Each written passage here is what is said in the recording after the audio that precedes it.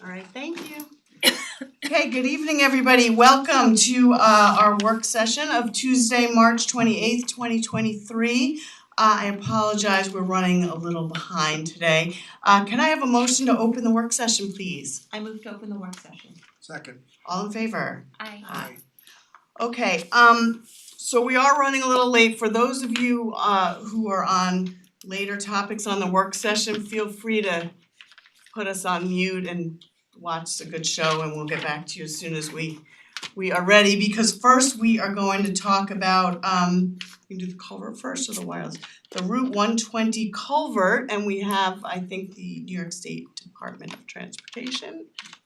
Richard Frusante is on. So as the board is aware, but the community may not be, there is a culvert that runs under 120 in the vicinity of Kip.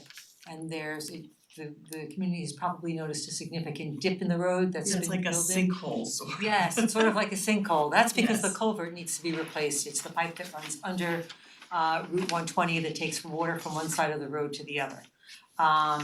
We have been in conversations with DOT as to the best way to replace the road with the minimal impact to the community.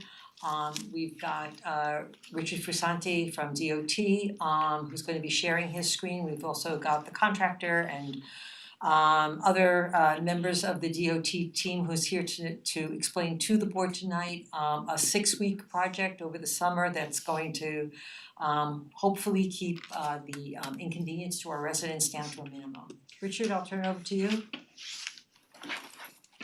Good evening, thank you. So I'm gonna share my screen. I have a quick presentation, but it's mostly gonna be speaking. Okay. Okay.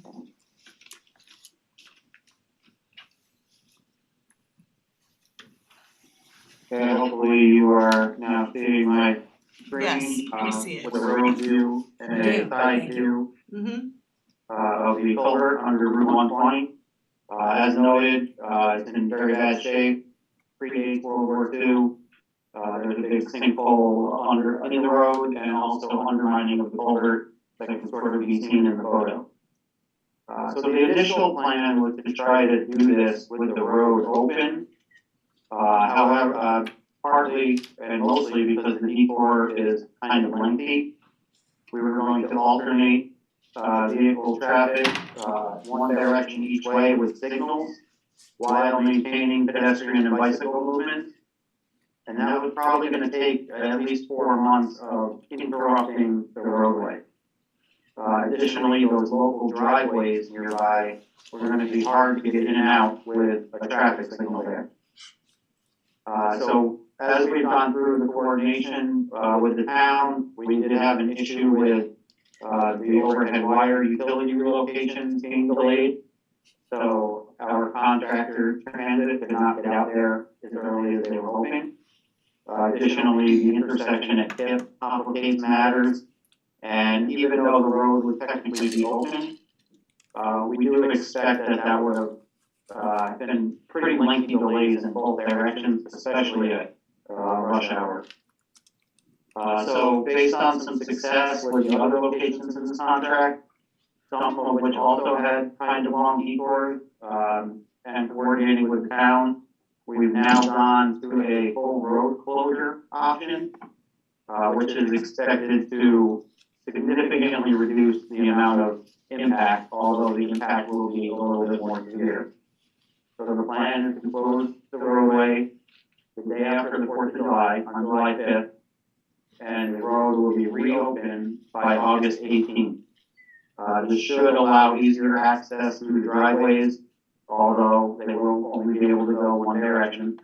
And again, we will be maintaining the pedestrian and the bicycle traffic throughout the full project.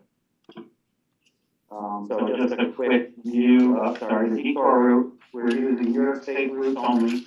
We are not allowing, we're not closing any local roadways, but we are signing them in a way to hopefully prohibit and prevent trucks and through traffic from going on your local road. We have been sending the detour plan to Bob Fioli and Mark Perry, and they're giving us input, so we're working back and forth with the town to make sure that everything is gonna be accommodated. So there's a global detour route with the culvert kind of in the bottom left, would be Route 120, Route 133, and Route 117 as a loop. We are not directing traffic to Roaring Brook Road, but we are also not prohibiting them from Roaring Brook Road. Locally, I don't have the panels, but locally there will be a plan like this, showing certain signs at certain intersections with an emphasis on trying to keep people from using the local roads as a detour. I'll run quickly through the pedestrian staging. We plan to keep the sidewalk open during the first stage, while the majority of the road is still open. They will build a portion of the culvert on the east side of the road, move the pedestrians over there while they take away the pedestrian bridge and complete the work on the other side of the road. They will complete the final sidewalk and move pedestrians back to the sidewalk prior to paving and reopening the road. So that is, in a nutshell, the plan.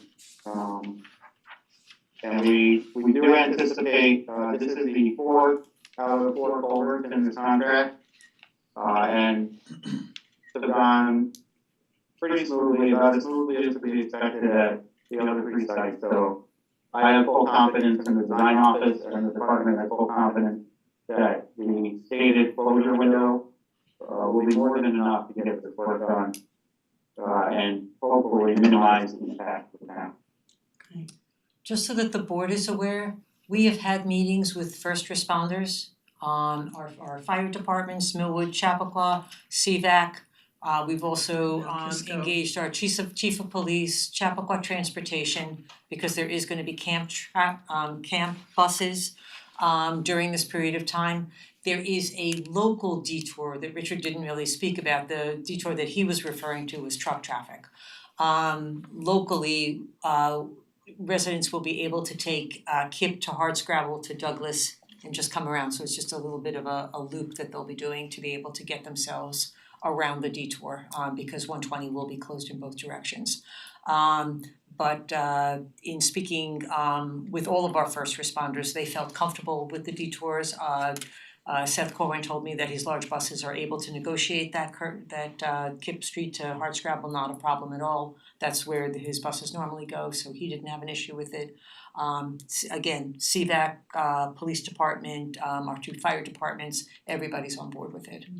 Also, Jill, I think, and everyone, I think that this is the far better option to have this done quickly over the summer, relatively quickly, rather than when school is on, even though you'll have the camp buses, to have all the school buses engaged in this kind of detour would be a nightmare. Right. So So we've had many meetings, and I know that nobody likes a construction, and certainly no one likes a road closure, but given the amount of time this was gonna take, if we kept one lane open versus closing it and being able to do this in a very, expedited time frame, and as Vicky said, when school is out, and people are potentially going away, maybe not commuting as much over the summer, I think this is a much better option, and I will apologize in advance to every resident, but this is very important that we get this work done. So we're trying to find the most expeditious and least invasive way to do this, and I think this is the right way to go. Couple quick questions. Is anything able to be prefabbed before you bring it to save time? Yes, everything is prefabricated. It does take time to excavate, remove the old one, and build. The staging won't add a significant amount of time for pedestrians, but that also needs to be done properly. There's also a gas main and a water main that need to be supported underneath. And only a gas main and water main? That doesn't sound too hard. Only that, that's all. Also, is a concern if you pushed it back a little bit, it would run up too close to the school year? The reason why I ask that is a lot of people go away in this town towards the middle end of August, and this is proposed at worst to end mid-August. There'll be far less people after camp is gone in that window of the last few weeks. Is it a concern that it just might run up to school and you don't wanna push it back to that point in time? Yes. Yes. So we did discuss that with the town. The theory of doing it with this time frame is, worst case scenario, that would give an extra week or two before school started. Although again, it is not expected that will be the case. But I'd rather plan for it taking longer and hope it never does than be stuck. And the last question, I swear, when you reference Roaring Brook Road, can you just explain you are not precluding truck, what do you explain what you mean that you're not gonna encourage? We're not gonna change, so we did not want to direct all of the truck traffic onto Roaring Brook Road, which then of course crosses the Sawmill with traffic light and the train tracks, et cetera. But we are not signing it to preclude people from taking it. So it's basically just gonna be there like today.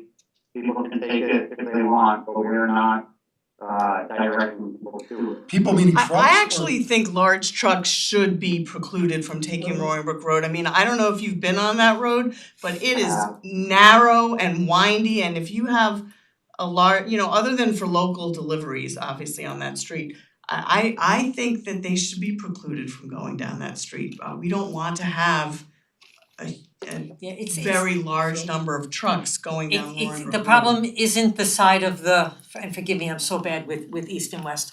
It's not the side of Roaring Brook Road that the high school's on, it's the other side. Right. Correct. That's the So what I can narrow do is- windy hill. What I can do is find out who owns the road and work out with them. For the depot, we can certainly just put up a no Ours. sign. I think that's a town road. It's a town road. But okay, so a permanent solution has to come from town. Okay, But we we'll can talk about definitely put a no cross sign on it for the store. Yeah. Thank you, Yep. I think that's it needs to be revisited, I appreciate that. The chief did ask me to mention to you just variable signboards and whether or not they may be available for us to be alerting.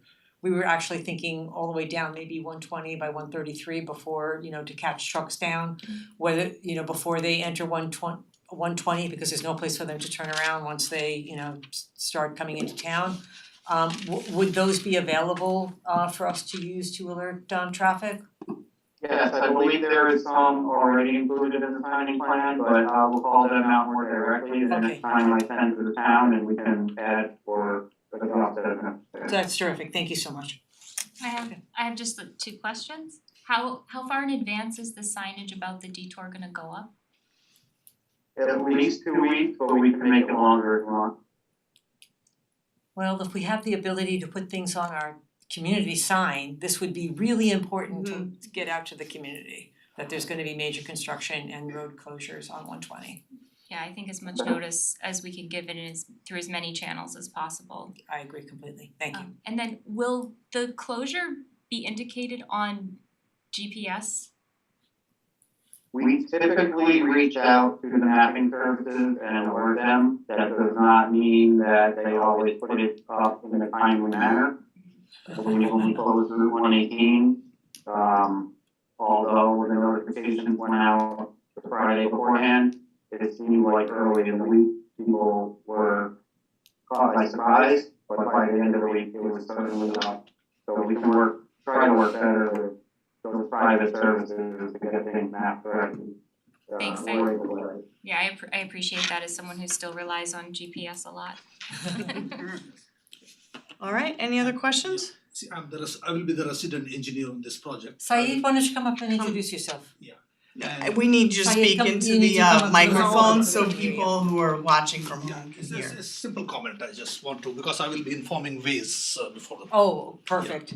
Yeah, my name is Junaid Syed. I will be the resident engineer on this project. I will of course keep you posted on the progress of this project on a weekly basis.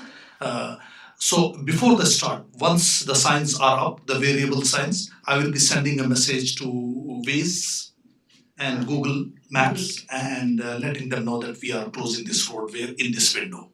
Perfect. So that, so people will probably get some notification. We have been doing this for the other 3 culverts we did, we'll continue the same process. Thank you so much. Thank you. So, and we had mentioned this months ago, you know, in the supervisor's report that this was going to happen, but now we actually have more solidified dates. So, you know, this is gonna be in the supervisor's report tomorrow, and certainly we will keep reminding people as we get closer to July that this is gonna happen. Yeah, we also do a townwide mailing the end of May. This may be a good thing for us to just take and put in there to, you know, for those people that, you know, don't get on their computer so much or whatever, just to alert people. So we'll see what we could do about a notification. All right, any other questions? Okay, thank you very much. Thank you so much, gentlemen, really Thank you. appreciate it. Appreciate it, thank you. Thank you. Thank you. Thank you. Thanks for coming and waiting.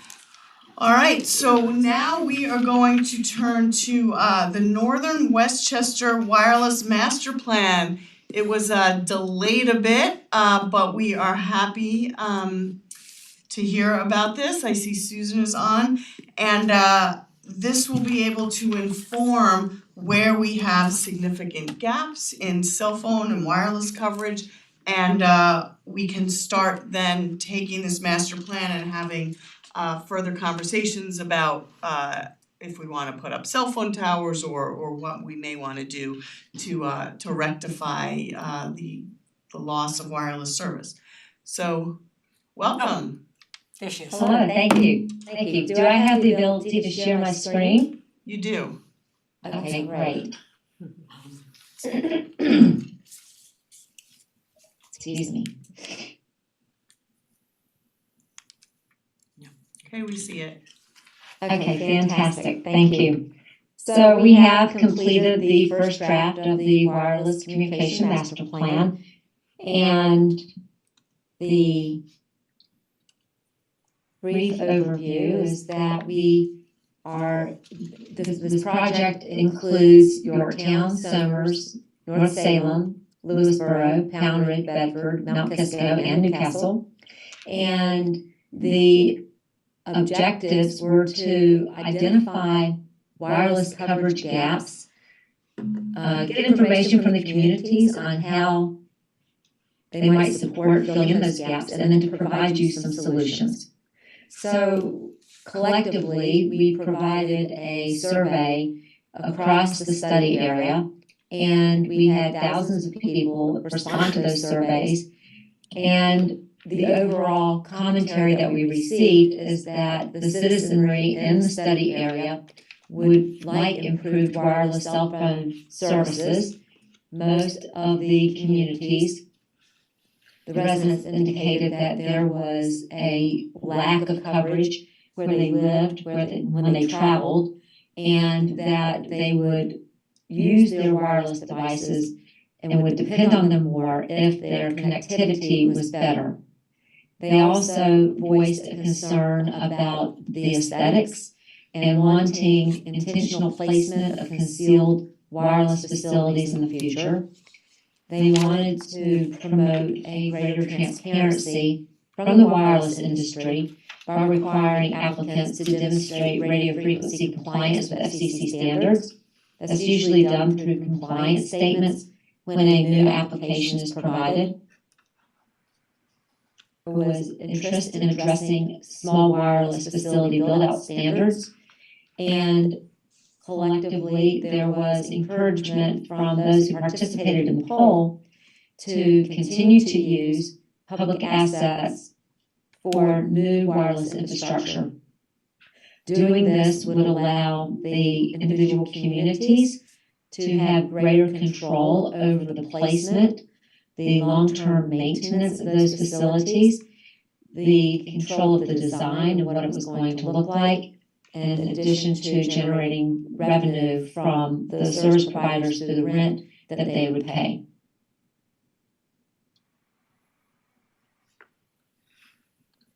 We assessed all of the antenna facilities for wireless phones throughout the study area as shown on the map on the left.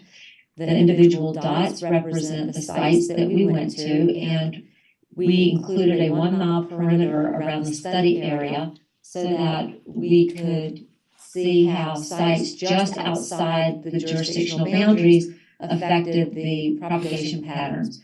Collectively, there's 107 sites within the entire study area.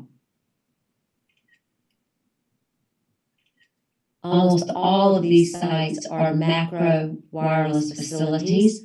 There are only 3 small wireless facilities in the study area. They have not been constructed yet. They're approved in the town of Bedford. And you can see here that in Newcastle, you have a total of 9 within your jurisdictional boundary.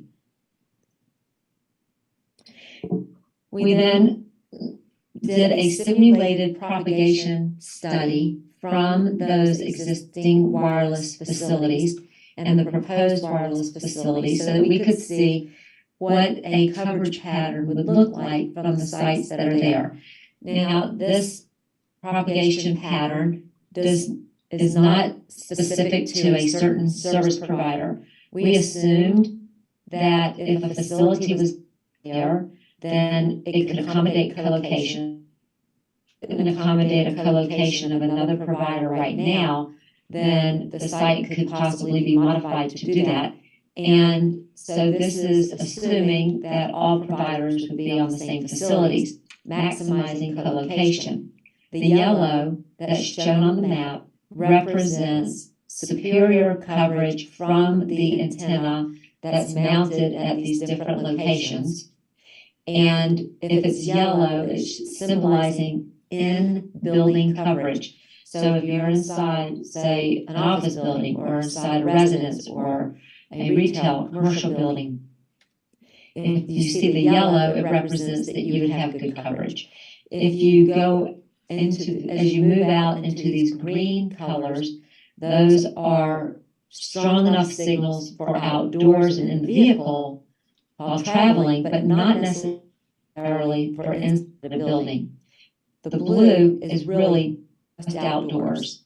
And where there is no coloration, those are your most serious gaps of no connectivity and very poor coverage in those areas. So you can see throughout the study area, you have significant gaps.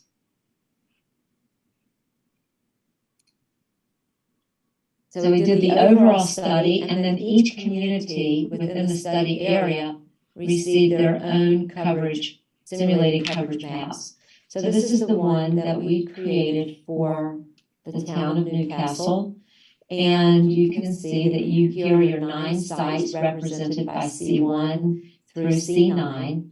And then the sites that are outside of your perimeter are either outside the study area, so they're symbolized with an O with a number, or they could be in Mount Kisco. They are your M sites, or they could be in Yorktown, and they are your Y sites. But you can see if we had left some of these out of the perimeter, it would have given a false reading of the coverage, because you can see how these sites in Yorktown are providing service inside of Newcastle. So it's very important that we included those. Can you just indicate on that map where the sawmill is and where the Taconic is?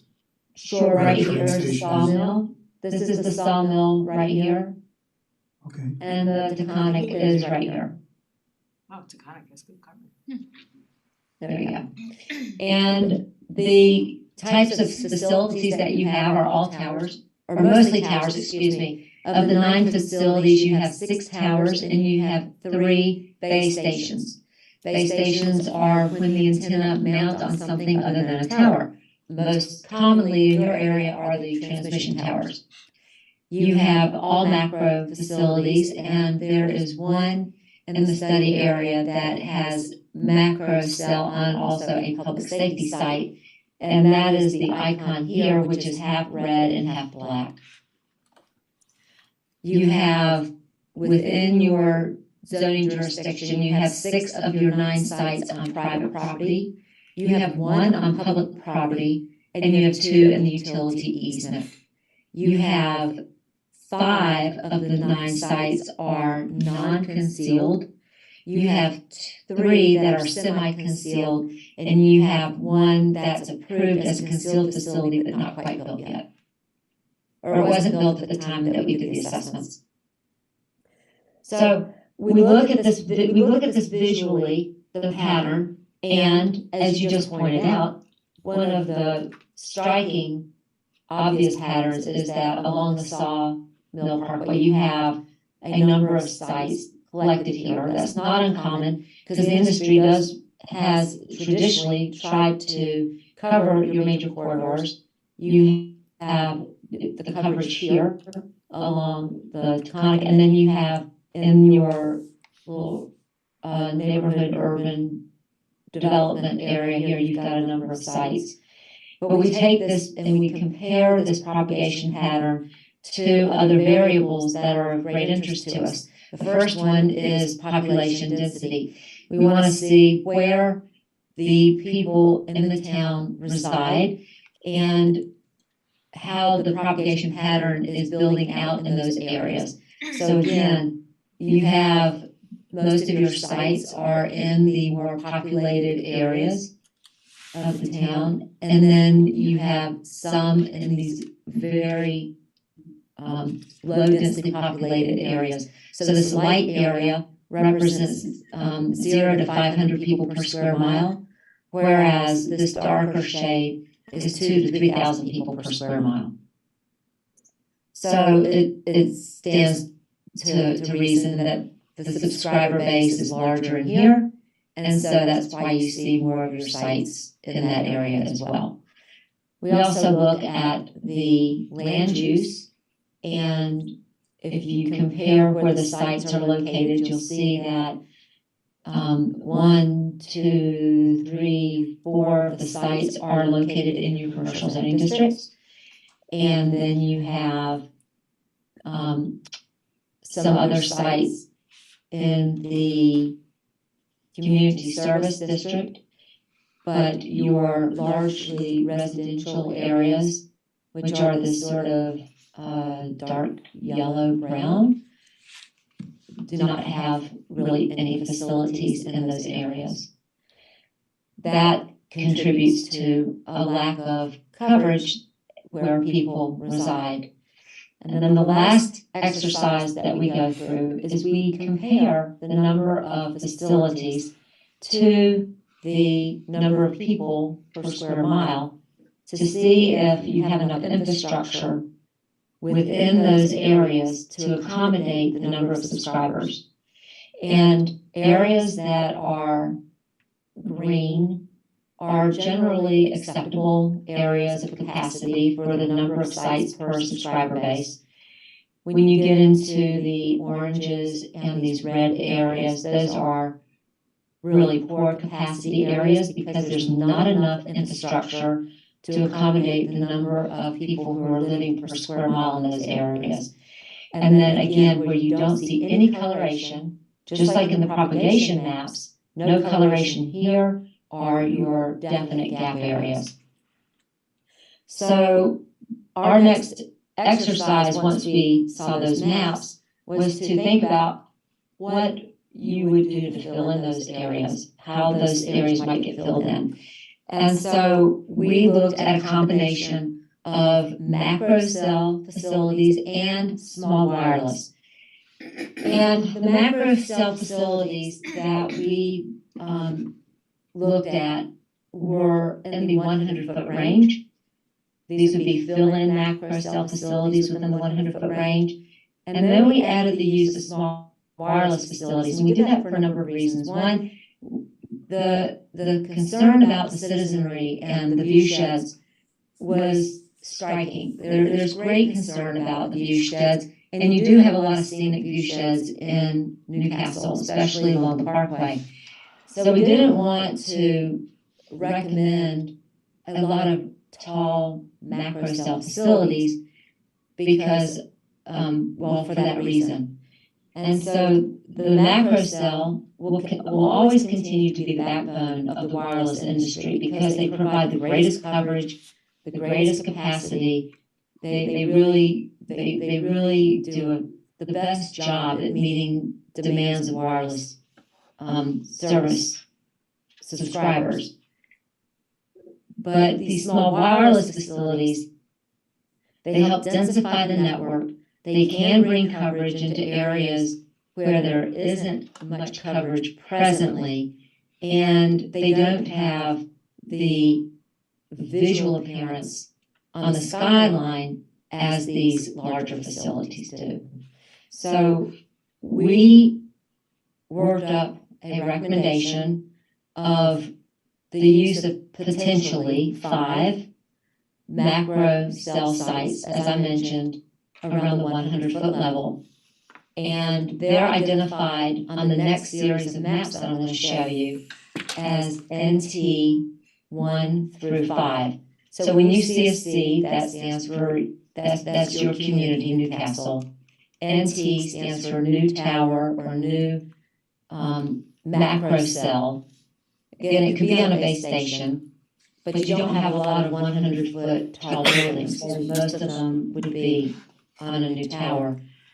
And where you see C and P, NP stands for a new pole or the use of an existing utility pole in that area. And we came up with a series of 26 of those throughout the town at the 50-foot range. Susan, let me just ask you one quick question. Just Yes. given that the number of our residents overwhelmingly favored the concealed cell towers as opposed to the non-concealed cell towers, can these macro cell towers that you're talking about be like flagpoles, for instance, or is it only like the image you just showed? No, they definitely can be concealed. Okay. Yes, all these facilities could be concealed. All right, thank you. So when we zeroed in on the potential fill-ins, we identified the areas that have the worst coverage in these blue areas. So you've got 1, 2, 3, let's see, 3, 4, well, let's see, that's not yours, 3 areas of great concern. And then we go by the quadrants. We try to, I mean, you've got sort of an unusually shaped boundary, so it's not a perfect view, but in looking at the Northeast, we recommend 2 macro cells and the use of 9 small wireless facilities in this area.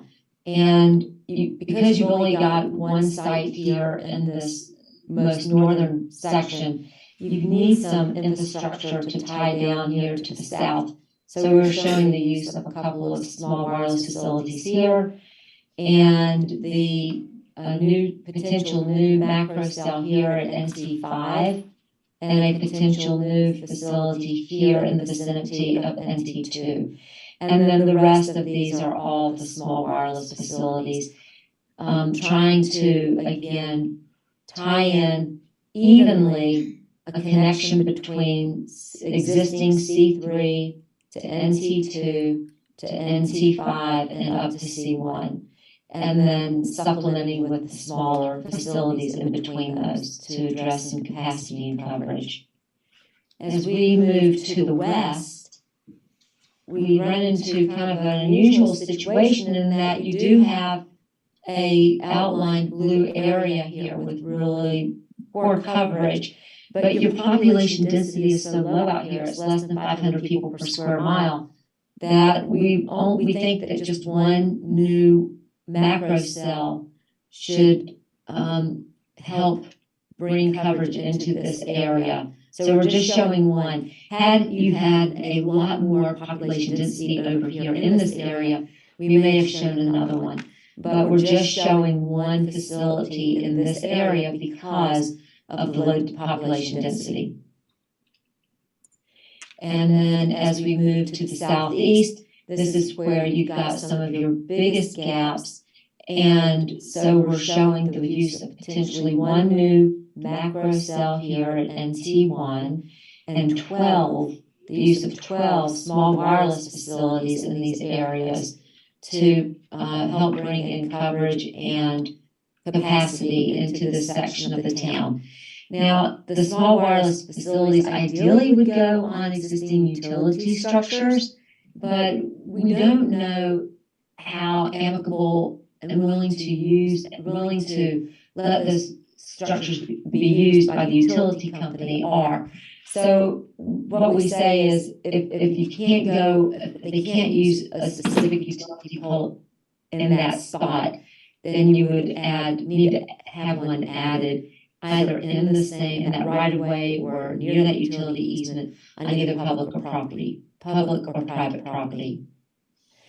And then we conclude with some additional recommendations. And the first is to take this to the next planning level of pinpointing specific locations in those regions that we showed you for your new macro cells, and perhaps even doing some pre-design. Maybe you go ahead and say, well, in this area, we really want to see a flagpole, or in this area, we want to see a three-legged concealed facility. And have that sort of prepared for the industry so that when they come in, they know what the expectation is. They want to know from you what you want. And so having that ready for them, we think would be very, very helpful. The second takeaway is for you to communicate with the utility pole owners to find out if they have a willingness to allow small cells on their poles.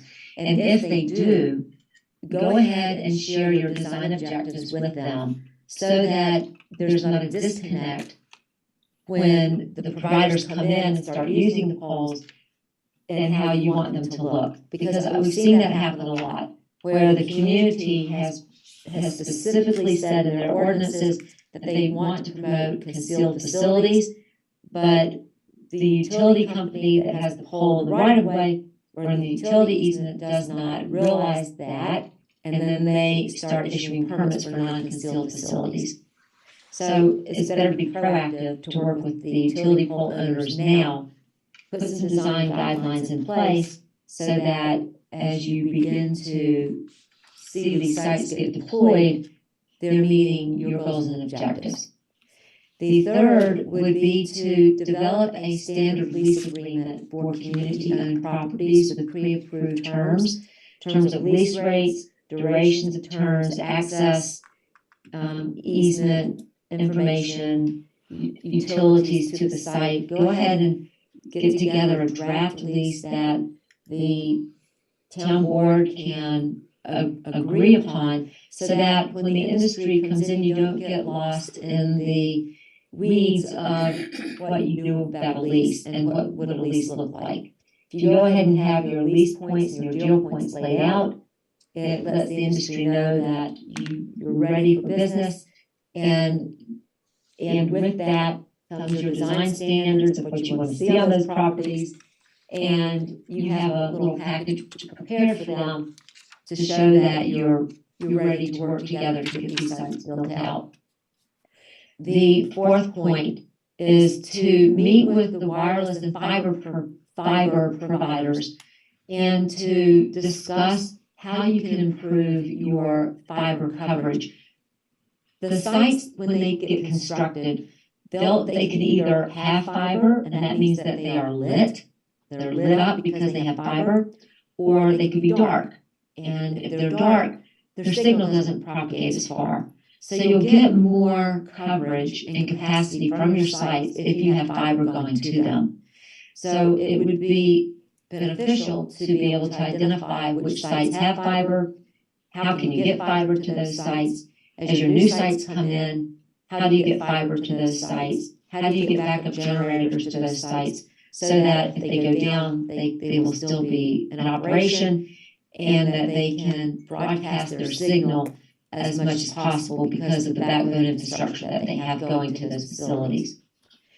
And then 5 would be to verify and map out your existing fiber services and to see if wherever they stop or wherever they stub, how can you extend them into your community, especially for your wireless infrastructure.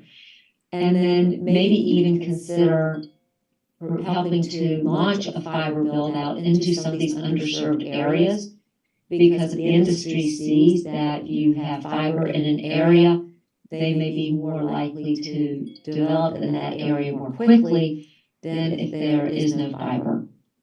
So those are some of those are our recommendations and our takeaways. I do want to commend you on a fabulous ordinance that you have. We did review your ordinance. We did not have any real suggestions to change to your ordinance, to make changes to your ordinance. I think you already have in there hierarchies and preferences for concealed sites, and your code was updated recently, so you have consistency with the federal standards. And I was speaking a little fast because I know you have a lot on your plate, but I'm happy to answer any questions.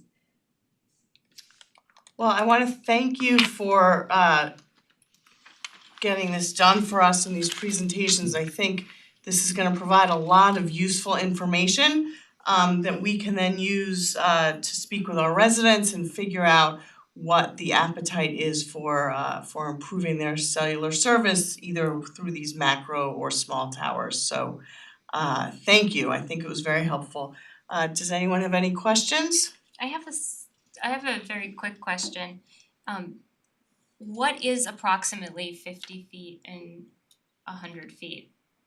Like that I might commonly think of, like what's like a regular utility pole? Most of your utility poles that carry local power are around the 35-foot range, I think. Yeah.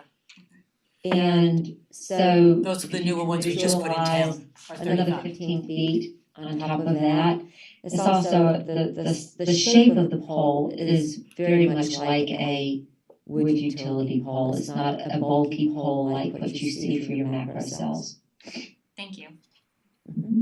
Well, I would just, first I'd like to say thank you very much for such a thorough presentation and survey of our community. I just wanna make sure that we all get the opportunity to see what all the options are, to the extent that we course. can make options Yeah, yeah. and what, Of course.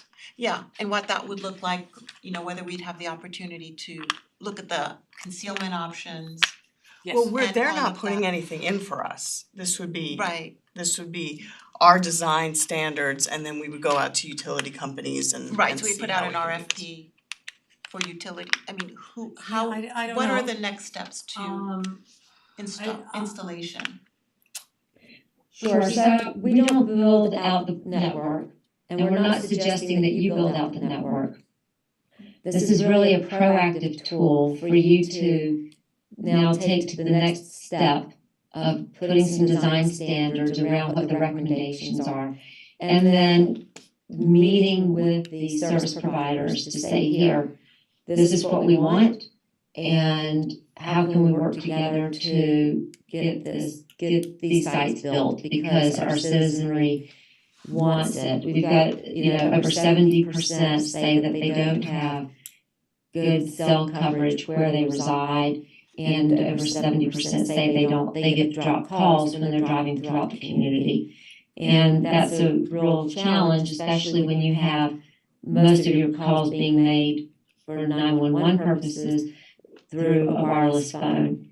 And so it's Yeah, and I really apologize, to- in all fairness, this was a question really for us as to Oh, next step. okay, I'm sorry. Yeah, so, No. sorry, didn't mean to rope you into Yeah, that, and I but think it's Yeah. not just our design before we leave, standards, but yeah. we need to, we're gonna take this map as to where would be most advantageous to put these Right. towers, and And then this- actually look at that physically and see if it, Right, is it town Right, property? does it make Where is it sense? exactly? Exactly. What view shed does it impact? Those sort of considerations, so that we can come up with some suggestions as to locations. so it So sounds like, design standards and then locations, so it's in our we're court not now. there yet. And only then would we consider going to providers and talking to them. so Jill, the Is there a staff would Absolutely. make recommendations to the board I'm as to sorry, all. yes, absolutely. Okay, I'm just trying to establish what we do next, once, you know, having seen the. Yeah, this is a fabulous tool, but we have a It's work great, cut out for us. yes, we do, Yeah. but Okay, this thank is you. very helpful. Do we have a report from them? We have this in paper, it's Oh. rather dense, so this was our attempt to break it down and give you Yes. the abridged version. And So there- Susan, I'd can love you to see send the us deep one this if you don't version, mind. because I wanna put it in our newsletter as well, Yes, I'm happy to the send one you it to presented today. Terrific. Yes. Perfect, Thank you, Susan, we so Thank you. appreciate it. Alright, well, Yeah. thank you Thank so you. much. Sorry to keep you waiting. Thank you. This has been a great project. I appreciate your support. And don't hesitate to reach out if you have any questions in the future. Great, thank you. Thank you. Thank you. Good night. Good night. Alright, so now we are going to turn to a discussion about veteran memorial banners. Do we have that sample? Where is that? It's in the, Still it's back in the there. It's back office. there. I can get it. So Jim could talk to you all about them. great, so Jim came to us, and come up in 1 second, to talk about, you know, is there a way that we can honor our veterans? And we have seen what some other towns have done, and there's a proposal that we wanna make this available to the public. And banners would basically hang from Memorial Day to Veterans Day. And Jim, I'm gonna call you up to talk about it a little more, and we do have a sample banner that Jill's going to get, that we've had made. That's a stock photo, but the rest is up. So Jim, you wanna come on up? Okay. Well, this has been talked about for past couple of years, and we finally got everybody got time together to look into it. And as you said, I know Mount Pleasant has it, Yorktown has it, many towns have adopted this. And it's simple, what I don't know if I should no, Jill's looking out now, but we're gonna start small, we're gonna start slow. We have 19 names on the monument. These are people who lived here in Newcastle and who died in service, including Sergeant Che. We're gonna take 10 of those, or 9 of those, and Sergeant Che, who we have pictures for. And those are gonna be the first 10 that'll go up. And we're gonna also, this first year, because there's not a great deal, but we're gonna go out to the public and we're gonna get the first 10 more. We are gonna try to get people who have, you know, Eric, Gabby, Joe Goldreich, who and some other long-term people, we're gonna try to advise on that and get those folks in place for this first year. And the town, I think the purpose of this is to see that get the town, Jill, you wanna So, help me here? Yeah, I- To pay for the first 10. Obviously, the families of the KIAs that are on the monument, they're all long gone, you know, predominantly World War II, some World War I, predominantly World War II, maybe one Korea and 2 Vietnam, and 1 more recent. So we're gonna ask the town to do that. We're gonna continue to try to collect photos of the other ones, and then we'll, as time goes on, they'll go up each year before Memorial Day. And Jill and Walter Haas have been out and looked at the poles, and we're talking about poles here. There's many of the poles downtown have so much stuff on them and these are 5 feet tall, so they have to go at least, the bottom they has have to to be be a 19 minimum of feet. 14 14 feet, feet, I'm sorry. because trucks are 13 Yeah. feet. So and each person will have their rank, their service, you know, branch of service, rank. There'll be a section for whether they're KIA, W, wounded in action, and 2 of their medals, their top 2 medals. And now, it'll go out to the town, it'll be on a website. So, yeah, Go ahead. no, so the thought was that we're partnering with a company that's gonna produce these for us. Oh, yeah. The ones that are on the monument right now in front of the train station, we were saying we would take those and as an introductory program, pay for that, at least 10. So Then one time? at least 10. Then what we were planning to do was open it up to residents. The first year it's gonna be more limited, but then eventually it won't. Hopefully we have room on all our poles. But and essentially a family could pay, they would pay to have a banner, they would fill out online all the information that's gonna be set Exactly. forth on there. They will pay the town for that banner, then it will be produced, the individuals will sign off on it, so we don't need to worry about checking spelling of names, et cetera. They will sign off on it, and then we would be able to display those throughout town. And again, they would hang from Memorial Day. from to Memorial Veterans Day until Veterans Day each year. And that's the example we picked out. Obviously, they would provide their own picture and the information, but that's generally the example. And one thing we loved when we were looking at it, so some of the towns have the picture and information on one side, and the back just says, "We thank our veterans." We thought that it would be nicer to actually have the picture and the information duplicated on both sides, so that whichever direction you're driving from, you get to see what really is the most relevant information. So I'm pretty excited about it, I know you are, they've been Okay, great yeah, meetings. We'd like to do it, and it's something that's gonna last. This is a one-time cost. Once we buy it, that's it, and then the DPW will put it up and take it down at the end of the period. And There is gonna be a $50 fee for that each Excuse me? edition, it's a $50 fee for that each additional year. Okay, but it'll be, it'll be useful for quite some time, and over time, I have no real idea anymore how many we ultimately get, but I can't imagine, I know we have more than 50 We'll see. veterans, but I doubt we're gonna get too many more than that. But over time, it could grow. But it does honor those and gives those, especially those whose lives were given and for the country, will be honored. That's pretty much it. And we wanted to bring it up now because we want the board to approve this so we can order those so that they will be here in time We'll for try to get it done for this year. And- Memorial and Day. The company does a lot of these. I know Yes. Jill has and I have. Mount Pleasant has been doing this for, last year was the first year they did it, but several of the other towns have dealt with the same company. Many towns, if you go on, you can actually see all the towns in New Yeah. York, and they're a significant number. Yeah, so, and these folks are good. Jill has talked to them, I've Yeah, talked to them. no, they seem like they're very professional, Right. Yes. so And we'll this speak is to- the Memorial Day Committee with Peter Goudet and Dave Egger have worked, all of us have worked together on it, so it's. And these are obviously gonna hang throughout Millwood and Chappaqua Hamlets. We also were going to give people the ability to at least designate their preference as to if they would like their the banner to hang in Millwood or Chappaqua, depending on where in Newcastle they live. We obviously cannot guarantee that it will be where their preference is, depending on the availability of poles and heights where it will work, but we're certainly gonna give that preference as well. Okay. Yeah. So with any luck, if the board approves this tonight, then what we would do is I would contact the company tomorrow and they would set us up with all of our credentials. And the deadline for submission is gonna be May 1st. So gives people That's five, Did 4 you or say, 5 Jim, weeks. did you say, it's $250 per banner, right? Right. And that would be the same cost if someone wants to sponsor it?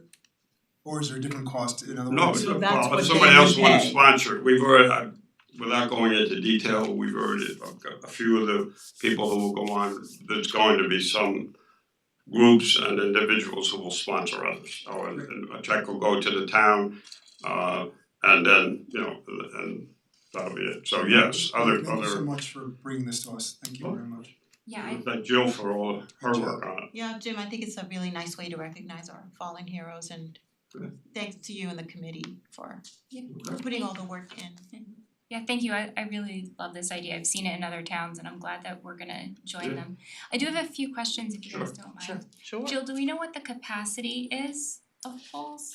We don't, it all depends on how quickly Con Ed gets rid of our double poles and moves the equipment from one pole to the other, so that'll be my next project to remind them of that. Okay. Because it's actually Jim didn't know what I was talking about when he said to me, there's telephone poles all over the place, and I'm like, take a look at them, and he's like, oh my gosh, look at the stuff that's on these poles. Yeah, when you look closely, it's amazing how how much. there's very few downtown, there's very few empty poles. And especially you have to go high, they're gonna be hung right at where most of the additional stuff, it's not just the wires, all the boxes and Yeah, so on. Other questions? Yeah, I do have a couple of other questions. Okay. Logistically, are we going to store the banners? So families are gonna have the option Okay. of either taking them home or leaving them with us so that we will take and rehang them. Okay. Right now, if you go down to DPW, you'll see that there's quite the collection of triangle signs and banners and things like that stay there, so these will just be with those. And then my last question is, I know you said that we were gonna opt to put the image on both sides. Could we consider doing some that are not personalized to make the general thanks to folks who are not? Well, each It one, says it on the bottom. each one Does says. it? Okay, I'm sorry, I can't see. No, it says proudly honored by a grateful community. Down below here. Right. Cause you said some of them on the back Yeah, well, in other towns just say thank you to our veterans or, Oh, I think it's on the back. right, but we're not going to have that option, right? We're No. proudly honored by, we're gonna have It just by the says- grateful community. Yeah, on the bottom. So I mean, if somebody wanted to, say, sponsor one that didn't have an individual's name but had a, I can find out of whether or not we can do If that. we can do a general one, just saying Yeah. thank you to our veterans, Yeah. we can look into it that. just, I think it's something that might be nice to add as well for those who. Just Yeah, I'll find out given the about it. scarcity of appropriate polls, I would rather give preference to the individual ones, but I hear what you're saying, and if we can have Well, one I or mean, it's, two cause we've made the, interspersed would be nice. yeah, Yeah, since and we've some- made the decision not to put that on the reverse, I would just like to fill that gap, just to make sure that we know everyone is recognized. Well, the other part of putting the veterans and the same on both sides is we're not gonna have them on both sides of the street Mhm. in Right. many places because of this problem with the poles. So that way, See them in people both driving directions. either way could see them. Mhm. Yeah, it makes But sense. that, I understand your idea, and maybe that's something, if we get this first year done, then we could add it for later, for the next time around, cause there'll be more ordered over the next few years. Great, Alright, So Okay. Jim, I'm just gonna borrow you tomorrow morning, cause I wanna make sure that all of the drop downs that we discussed are covered, because I didn't do one for injured in action, I did it for killed in action, missing in action, POW. So if there's another category that we need That's to probably include we in. can talk about that tomorrow. That's fine. Alright, Okay. thank you so much. Alright, thank you. thank you. Thank you. Alright, and the next topic is going to be the discussion of a Facebook page for the Committee on Race, Equity and Inclusion. Thank you, Larry and Kimberly, for staying on so late. So sorry.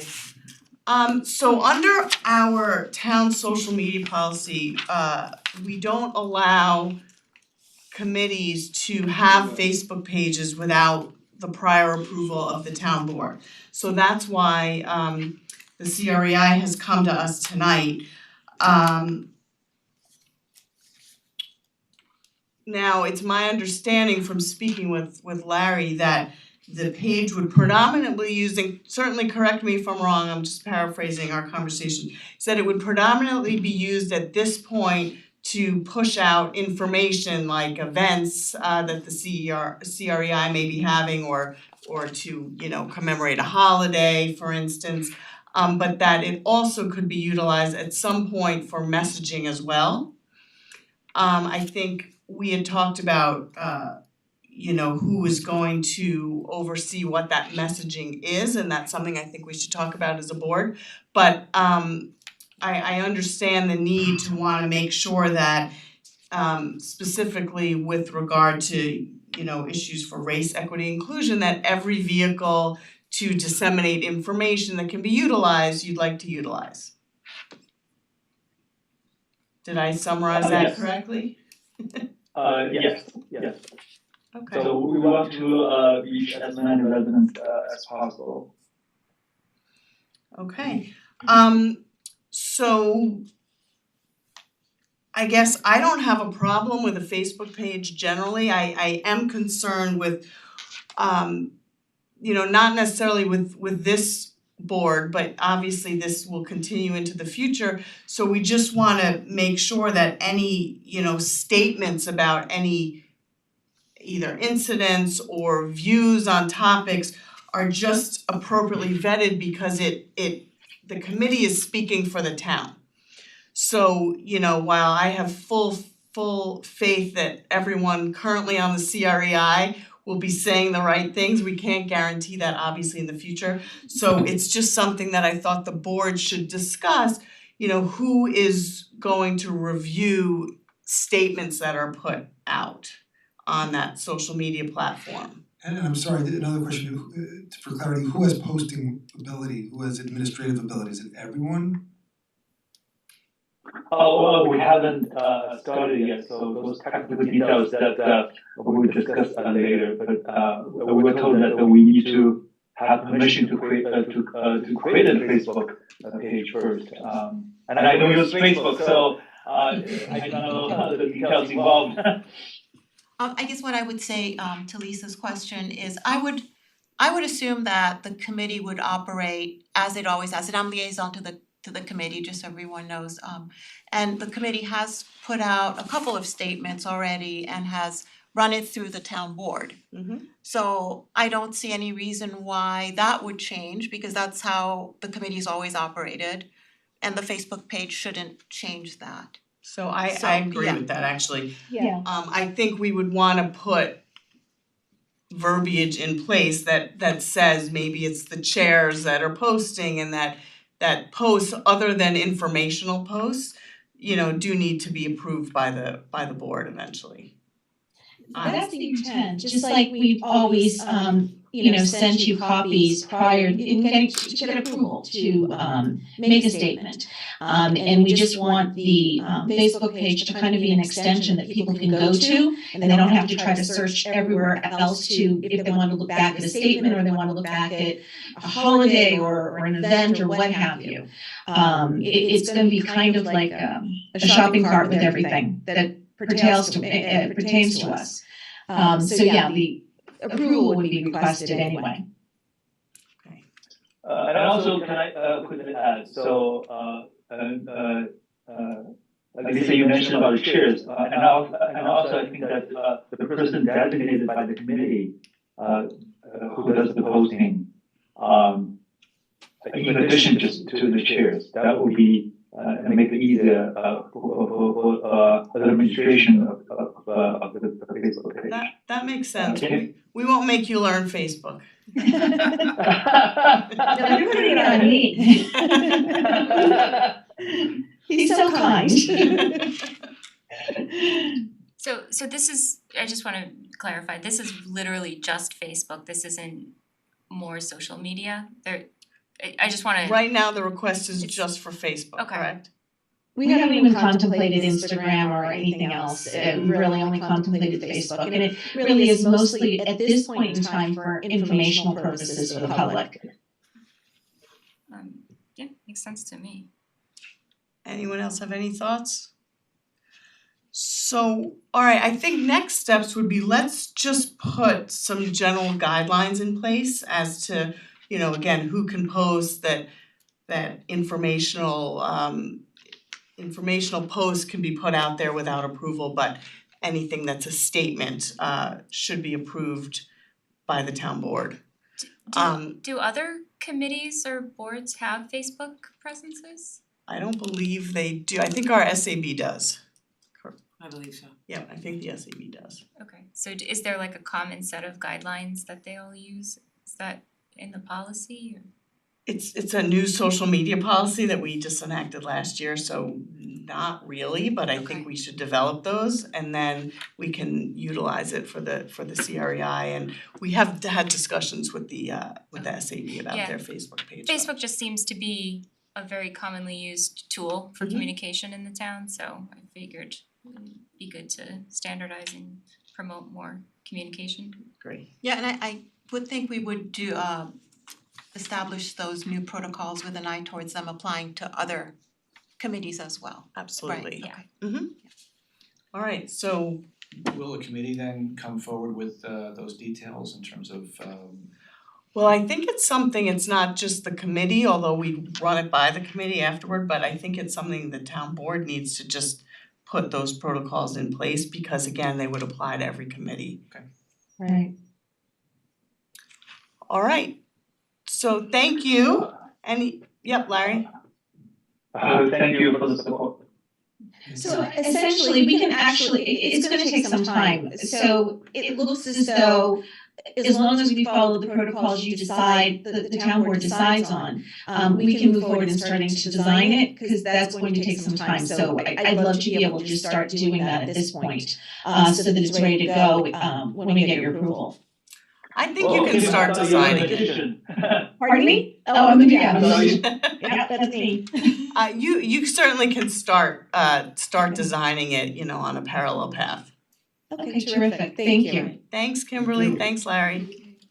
Have a good night. Thank you too, thanks for bearing with us.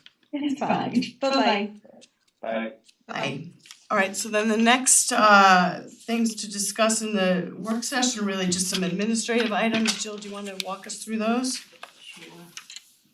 Okay, very quickly, just adoption of minutes from February 2023. We've got authorization to release some cash bond agreements from 19th Heath Code and 51 Cary. This is all construction projects where the work has been done to the town's satisfaction. There's a change order overrun for Tectonic for the Upper Minkle Dam. This is for services that Tectonic is doing regarding inspection services. If the board will recall, the Minkle Dam project is actually being covered by a substantial FEMA grant.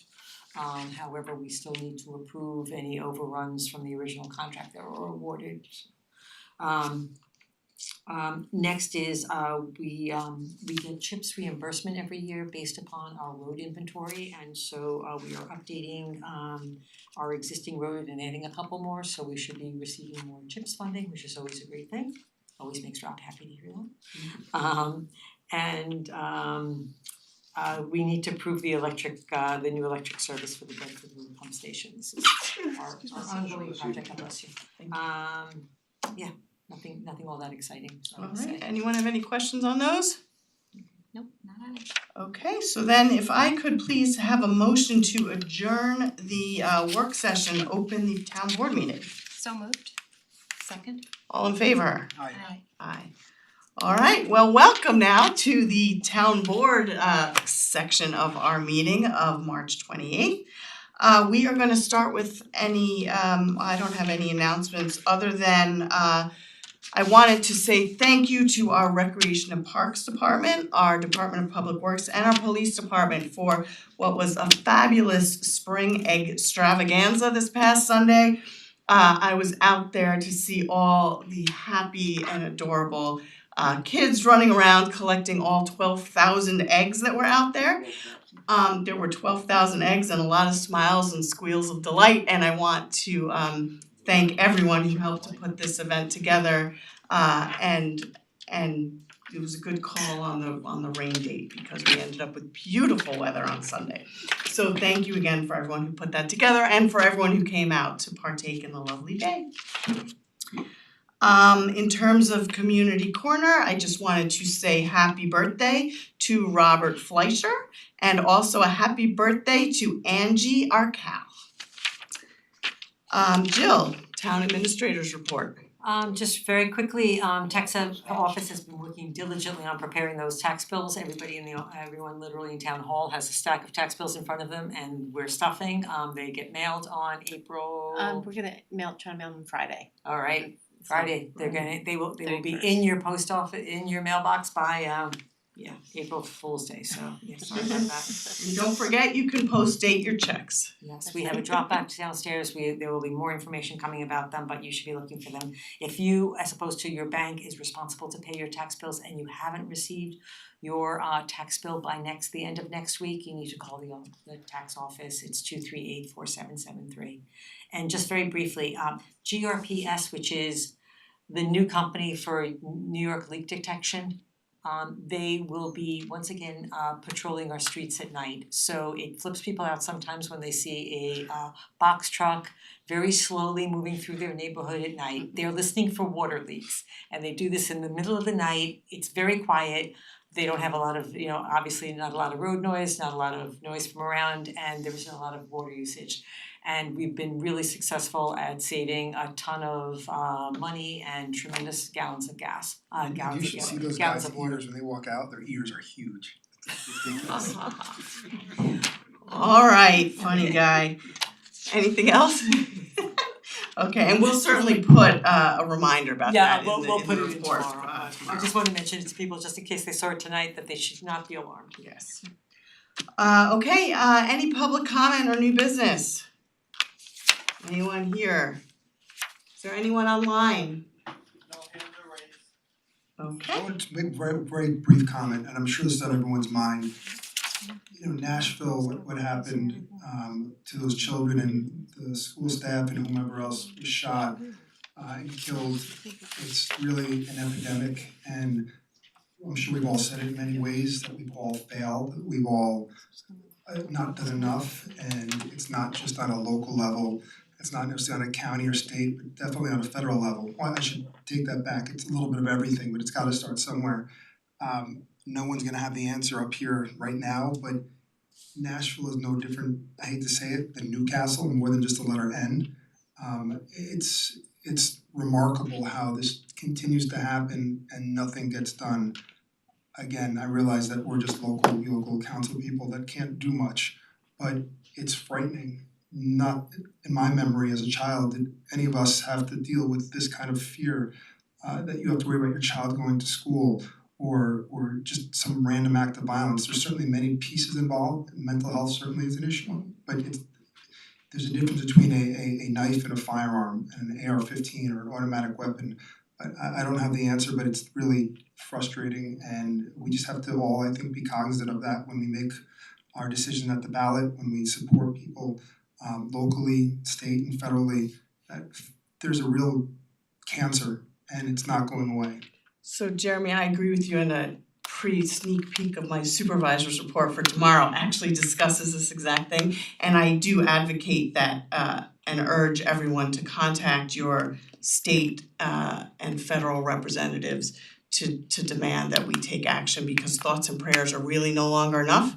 And we need actionable legislation to stop this in our country. I would say, we have a Republican congressperson now, and hopefully he will consider the concerns of all of his constituents in terms of firearm legislation, and as a member of the Republican Party, hopefully he can share that with some of his colleagues. Yeah, I don't wanna make this too political here, but I will say that our congressman has been incredibly responsive to our town more than our former congressman has. So I'm hoping that he will take that into account, but I don't wanna make it To finish political. what I'm saying, I think it's very important for all of our elected leaders, but certainly those who have access to the power and access to the party that's in power, to take a stand that's an important stand for this community and all their constituents, and that is firearm safety and access to firearms. So I make no apologies for that comment. Politics are politics, but it's a fact that when you're in that party of power, whatever it may be, you have access. So hopefully change starts somewhere. I would Thank you. just, if I may, I would just like to add to that the safety of our children and of this country's children goes far beyond partisan politics, and it's Sure. really time for everyone to recognize that. So So Agreed. thank you for bringing that up. And I would also urge our schools to discuss school safety, school resource officers and anything else that they might do to make sure our children are safe. So now we're gonna move to our consent agenda items. Do you wanna start? I will. I move to adopt the consent agenda as submitted, consisting of the following, as listed in the agenda. I second. All in favor? Aye. Aye. I move to authorize the hiring of Emily Moskowitz for the position of recreation attendant to serve as an art center assistant within the Recreation and Parks Department at the hourly rate of $15 per hour, effective April 10th, 2023. I second. All in favor? Aye. Aye. And Jill, it's not, we don't have a resolution on it, I don't know that we need one necessarily right now, but do we want to resolve to institute the Veterans Banner Program? Because I believe there is a town expenditure at It'll be least. an expense, right, so. There is a expense for the first 10 banners, which is about It's $2,500. $2,500. Yeah, that'll come out of our Memorial Day fund. perfect. So can somebody move, so moved? So moved. Okay, Second. All in favor? Aye. Aye. All right, and can I have a motion to adjourn? So moved. Second. All in favor? Aye. Aye. All right, thank you, everybody. Have a great night. Thanks.